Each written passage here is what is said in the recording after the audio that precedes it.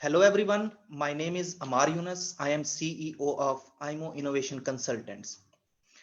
IMO Innovation Consultants is a boutique digital transformation consultancy. At IMO Innovation Consultants, we provide innovative consulting, trainings, digital services, networking opportunities, as well as a full suite of services which is essential for the potential growth of individuals, enterprises, state bodies, and educational institutions. IMO Innovation Consultant has introduced a new segment which is called as IMO Talks. The purpose of these talks is to engage students, academicians, experts, state officials, businessmen, and general public to inspire, to motivate, and to seek their feedback on prospective post-COVID situation in their area of activities. IMO talks are held on various disciplines such as sciences, education, medicine, environmental issues, soft skills, business, technology, philosophy, history, finance, economics, and so on. The topic of today's talk is treasury management in the turbulent time of COVID-19. And for discussion, we have with us Dr. Davinder Kumar Jain. Dr. Davinder Kumar Jain has pursued his PhD in accounting and finance from University of South Pacific, Fiji. An experienced banker, international consultant, advisor, and academician, Dr. Jain has experience of working in South Asia, Africa, and South Pacific. Before joining academia in Central Asia, Dr. Jain has served as the CEO of Exchange and Finance Fiji, Head of Operations and International Commercial Bank, and Forex Manager in Africa. He has also served as a Chief Currency Trader of Andhra Bank, India. He has extensive experience of research in management of macro financial risks, and his publications regularly appear in reputable academic journals. We are very honored to have you with us, sir. How are you today? Thank you very much, Mr. Amar. And it's my pleasure to be here. It's my pleasure to be associated with the firm, your firm. And I wish all the best for your... Thank you very much, sir. Pleasure is all ours. So my first question is, what is the meaning of treasury management and what is the scope of treasury management? Can you please explain this to our viewers? Okay, let me explain you first. Treasury management is not accountancy. And one thing is very clear, treasury means different things to different people. I think meaning the treasury function has a different dimension for each section of the society. So for the convenience sake, I classify all the sections of the society in 5 categories. Like number 1 is households and as an individual, and then we have a businesses. These businesses can be small, medium, large, or maybe national and international, and not-for-profit organizations, financial institutions, and the government. So the treasury functions has a different role in each of these category. But one thing which is quite common, there are 3 elements of treasury function which are quite common across all the categories. So basically there are 3 aspects we should remember. One is strategic thinking about financial resources, a detailed case analytics. It means like adequate forecasting of cash flows. And the third is financial risk management associated with the financial resources. So these 3 things are common across all the treasury functions for each category. And in that perspective, we should understand the treasury function. Of course, we may be explaining you in the subsequent talks about the specific treasury function role for each category. I hope I've simplified the treasury function. So if I ask that treasury management is not account management, so will it be true? Yes, definitely. It has nothing to do with the accountancy. Treasury management is totally a different branch, a separate branch, and which has now recently, we have seen the financial risk management has come up as a separate branch. but it is a part of the treasury overall treasury management subject. So a treasury management subject is quite wider, but here for the discussion, we will be limiting our discussion on few aspects of the treasury management, setting aside the risk management part. Yes. So the next question is that it is the topic of the talk as well, that we are passing through a turbulent period of COVID-19. What is the relevancy of treasury management with this COVID-19? I mean, what is the relationship of treasury management with this pandemic? Okay, let me start with this. What has really has happened after the start of this pandemic? I will just quote you one study. Recently, IMF done as a study. If I'm able to share, IMF done a recent study which says, yes, you can share if you want to share.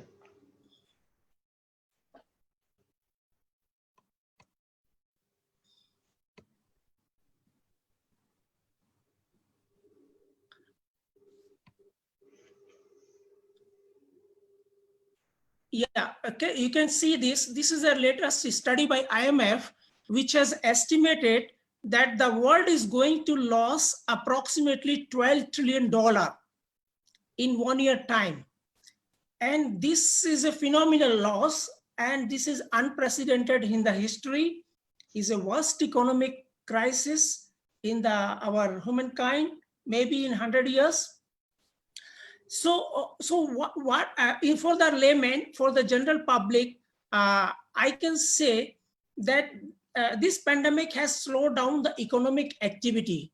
And when the economic activity slows down, the cycle of fund or cash flow also starts shrinking. Almost cash flows are drying up. So for some organizations, there is a complete lockdown. Like you see the airlines, they are totally, all the planes have grounded. They are totally in a lockdown mode. And there are some businesses which are in a restricted economic activities. They have a cash flow restrictions. So this pandemic has impacted all 5 categories which I mentioned in earlier. And the cash flow, as we know, those who are in the businesses or in any economic activity, they know how important are the cash flows, because cash flows is just like a blood in our life. Without the cash flows, a business or any organization cannot run the way our body cannot run without blood. So this is the link between the treasury management, and treasury management essentially focus on the cash flow management. So that's why we can say that treasury management in the turbulent time is most important part of any business activity or any economic activity. Okay, so as I understood that it is not the situation which is turbulent, it is also a difficult situation for the treasury managers as well. Yes, so I mean there are general challenges for everyone, and also it is a challenging situation for treasury managers. Yes. Yes, so when the cash flows are shrinking, what will happen? It will be difficult to meet the operational cost.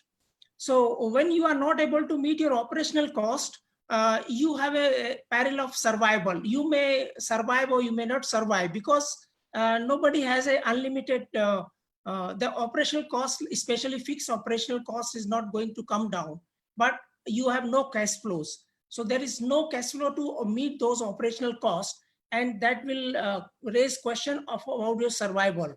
I will quote you one, I will share you one another study. Recently, there is a study about the about this about the treasury professional worries, like how treasury professionals are really worried about this pandemic.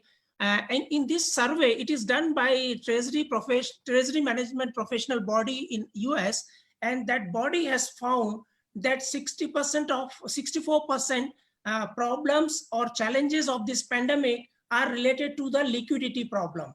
related to the liquidity or related to the cash flows, and 25% problems are related to the foreign exchange rate volatility. So these both are covered under the treasury management. And you can see all the CEO, CFO around the globe, they are more worried about the liquidity problem and foreign exchange volatility problem. So you can imagine the challenges, and this is the situation for each small size business or big size business, even for the financial institutions or the banks. This kind of challenges are there for everyone. So it has to be, it is quite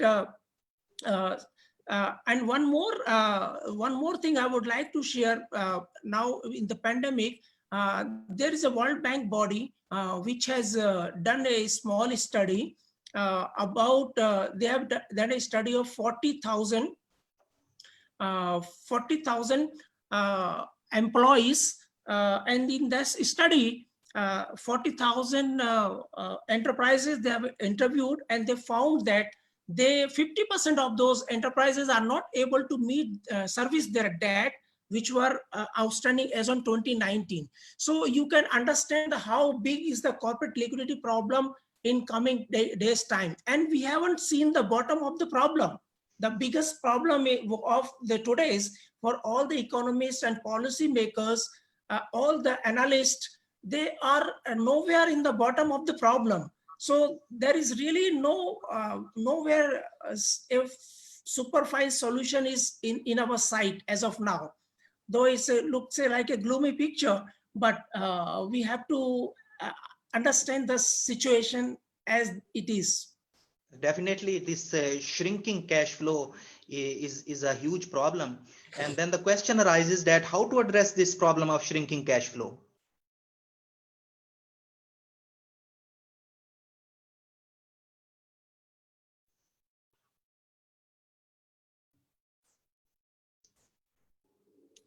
Can you hear me? Yes, yes. Okay, sorry, there was an interruption. Okay, it's okay. Now it's okay? Yes. So my question is how to address the problem of shrinking cash flow. You were mentioning that this shrinking cash flow is a huge problem. Hello? Yes, yes. Okay, you asked a really good question.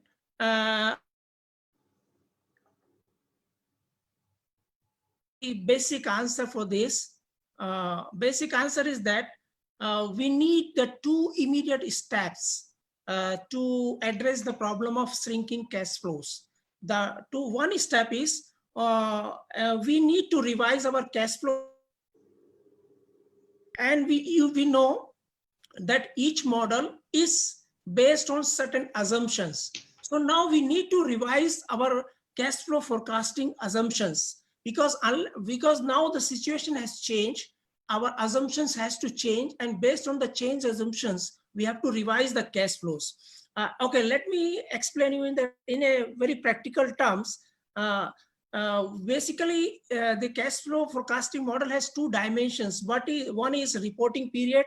What is the reporting period? And then it has a cash flow classifications. Like we have to classify the cash flows in a different categories. Okay, now I can again simplify this in single word. Basically, what I'm looking at, what I'm able to see as my visible cash flow in near future, given the current situation. If the current situation continue a little bit longer, how I am able to see my cash flows in near future. That is the key to address the shrinking cash flow problem. Like what is the visibility of my cash flow resources or sources from all resources? And another important aspect is how fast I'm able to convert my financial assets into cash flows. So these are the few aspects which can immediately address your shrinking cash flow problem. And each corporate, I hope that must be working or are definitely are on this job to look at those aspects. Yes, I mean, not only the corporate sector, but all the sectors are suffering. But specifically for the corporate sector, if we want to resolve this cash flow issue, how we can resolve this cash flow problem for the corporate sector specifically? That's a very good question, but there is no one size fit for all formula.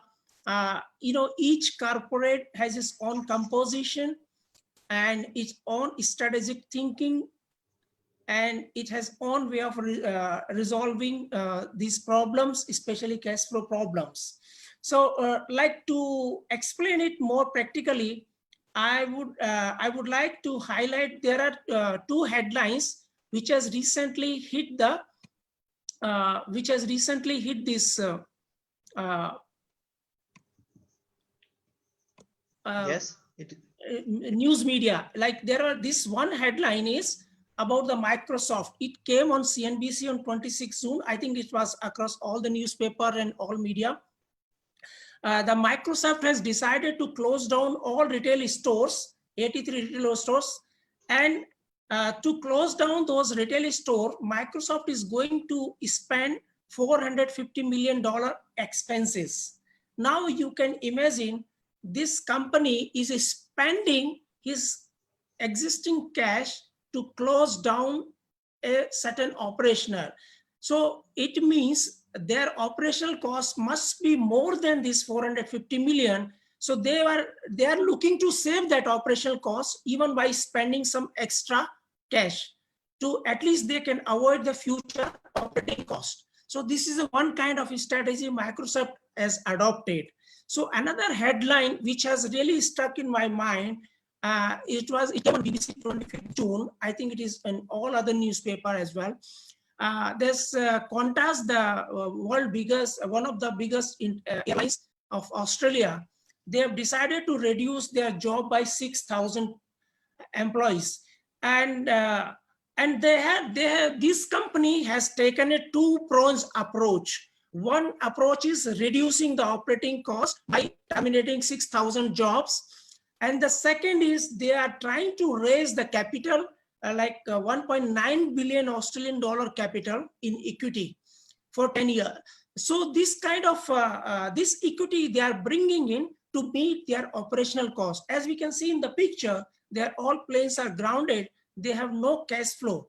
But this company has taken the strategy, two-pronged strategy. One is reducing the operation cost, and to meet the basic minimum operating cost, change the capital structure, increase the capital. And the company is very wise enough to raise the equity capital. They have not gone for taking an extra loan from the bank. As we know, if they are raising the debt, then they have an obligation to pay the interest. And then again, they may not be in a position to repay those debts and they will be facing the bankruptcy. So they have decided to raise to the equity, but this kind of strategy is not possible for every corporate. Like in this situation, when cash flows are drying up, it is not easy for any corporate to raise the capital from the market, from the existing equity shareholders. Of course, but the difference is Qantas knows their market share. Once the flight resumes, when this pandemic is lesser, they will be able to generate the cash flows and they will be able to reward their shareholders or equity shareholders who are investing the money now. So this is a very emergency strategy by doing the capital structure, raising the equity capital and using this equity capital to meet their operational cost. It's a very rare strategy. It is a one-time strategy. And that's how each corporate, I say these are the two biggest strategy.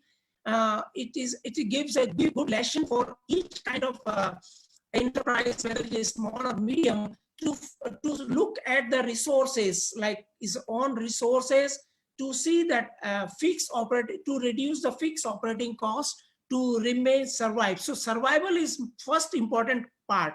As we know, in the car accident, when there is a car accident, everybody look to save the life first. So first our duty is to save the life. The second part is we don't assess immediately what is the damage to car, when we are going to replace the car. These are the long-term views. Immediately view is we need to save the life. So as of now, all these corporates are really working on this type of studies to remain in the business. I hope I'm able to clear this. These are the few examples. Of course, as I said, each case has to be dealt separately. So when we know the case, then we can think of the strategy. So there are, this has gave you a broad idea how the corporate can respond to this pandemic situation. Yes, thank you very much. You mentioned clearly that there is no size fit for all formula. But I was just thinking that problem is not only for corporate treasury management. Government also has a treasury, and somehow it is connected to the corporate treasury. So is there any difference between government treasury and corporate treasury? Or the mechanism is same for, I mean, in terms of their execution? And if we talk about cash flow management, it happens differently, or the procedures are same for government treasury and the corporate treasury? Yeah, let me explain you. Let us set aside the government treasury function for the time being. The corporate treasuries are more inversely connected with the financial institutions, bank treasuries. So let me explain you the link between the corporate treasury and the financial treasury. So financial banks, when I say financial institutions include the banks or all the long-term and short-term funding agencies, all the financial institutions, including insurance and everyone. So here, financial institutions basically do the balancing act, financial institution in between the corporate and the government treasuries. When the corporate treasuries are in trouble, financial institutions try to take some of the risk from the corporate treasury. Like when the corporates need some solutions, some forex covering. So it is the financial institutions, it is the bank's treasury which take the risk from the corporate sector. And this, after taking that risk, this corporate sector, these financial institutions, treasuries, they assist the government to help the fund for the development purpose and the government borrowing. In the financial institution, I include the Reserve Bank as well. Central Bank of each country also included in the financial institutions. And the financial institution stand as a link between the corporate and the government. So when the corporate's treasury functions is suffering because of the liquidity problem, it will affect the cash flows of the financial institutions also. But no, the financial institution will have a different problem. Financial institution will have more cash in their deposit account, bank account, because they have less avenues to finance. They have more liquidity, but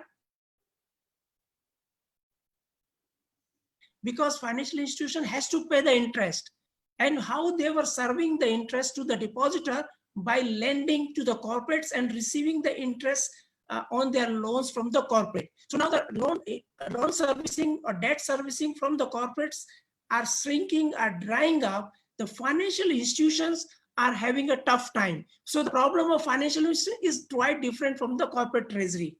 Now for the government, of course, government has a long-term problem. Short-term, government can expand, but government expansion is also depend on the financial markets or the depth of the financial institutions. The government has to borrow money from the financial institutions.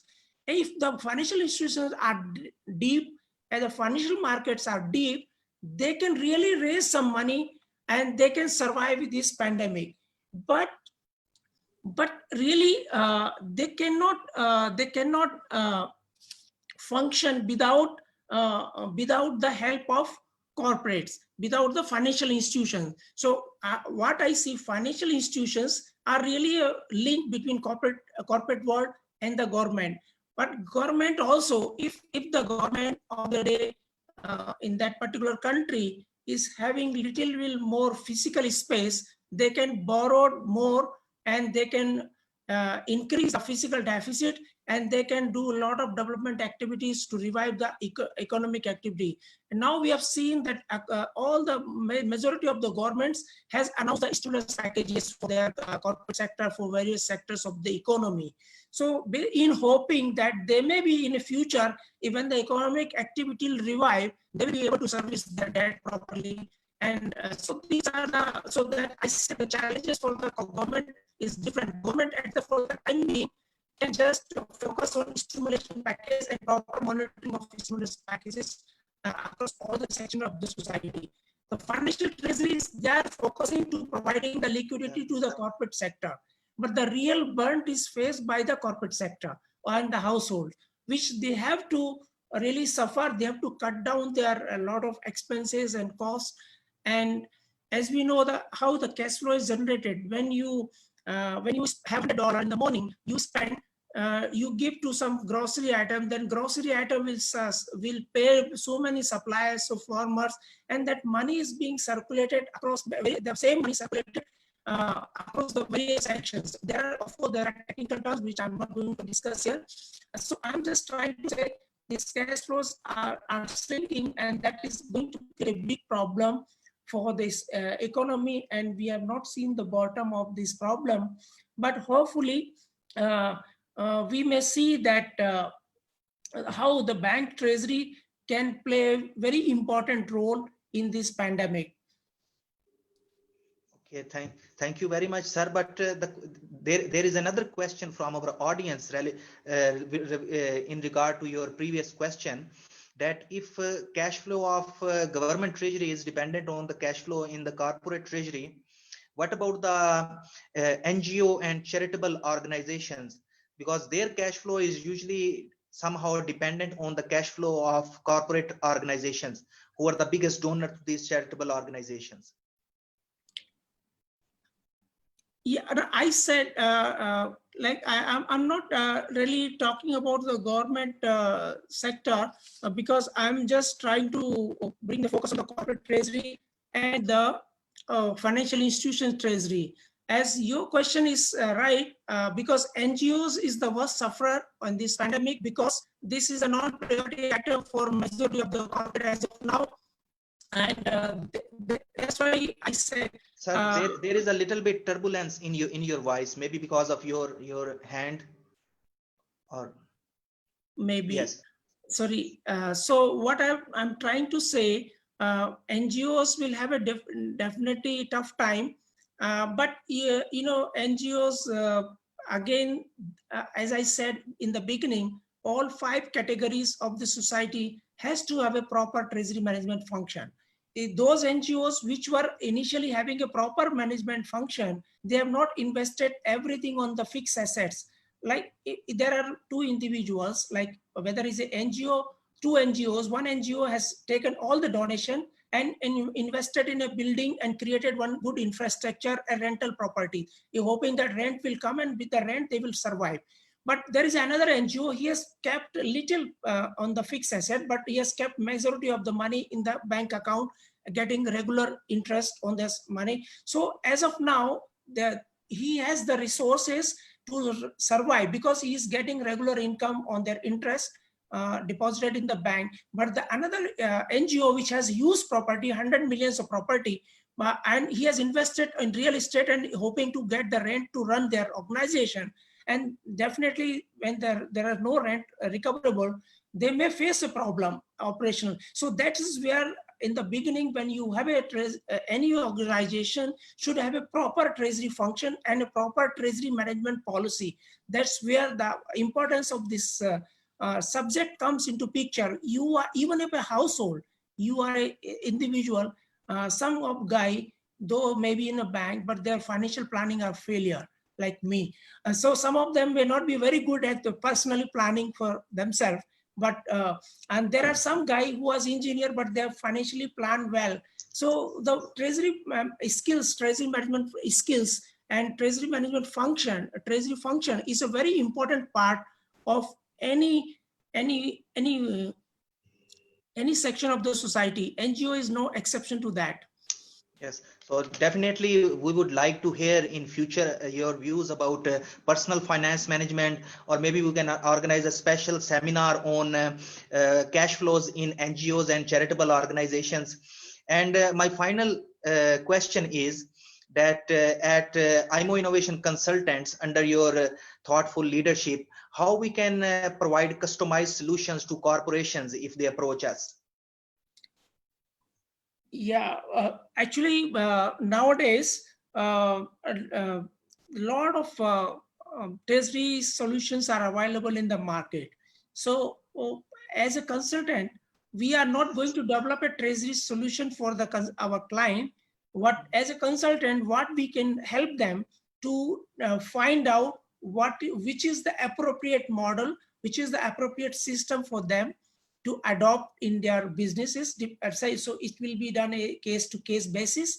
That one way we can help as a from our consultancy.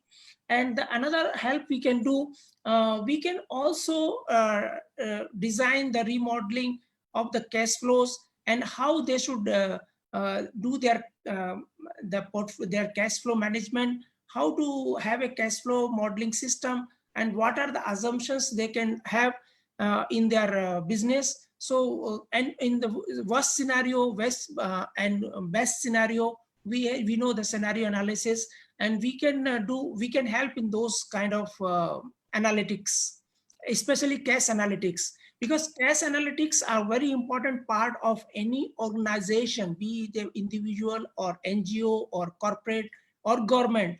Like, the highest paid professionals are treasury management professionals. Even now, I will tell you share one story. Even the Singapore government has now decided to manage their foreign exchange reserves through a professional fund managers, because the governments are also now government treasury are also now taking the help of professional treasury managers to assist them to manage their treasury. So all around the world, whether it's a government treasury or corporate treasury or small or medium, the treasury experts, treasury professionals skills are really required to efficiently run the business. Thank And you. and another one important fact I would like to share, this American study says that 82% of businesses fail due to cash failure problems, cash flow problem. So if you're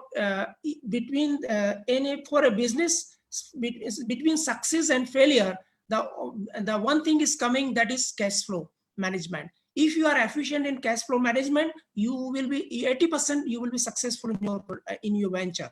If you are not efficient in managing your cash flows, you may not be 80% chances of failures are there. So that is also one of the studies I recently find out. Thank you. Thank you very much, sir. It I was, look forward for those talks on. yes, I'm really willing to give specific talks on the sector of specific. course, because audience are already asking so many questions, and we definitely need to organize other seminars. And thank you very much for this thought-provoking discussion and for highlighting the gravity of the situation, and of course, enlightening us about the necessity of the cash flow, not only in government treasury, but in corporate finance, corporate sector as well. Thank you very much for your precious time, and we will be looking forward towards the other upcoming discussions. And thank you very much for our audience who joined us this evening. Tomorrow we will be online once again with another discussion, and the topic is very interesting. It is about post-COVID cybersecurity in Central Asia. So see you all tomorrow. Thank you very much. Goodbye. Thank you for this opportunity.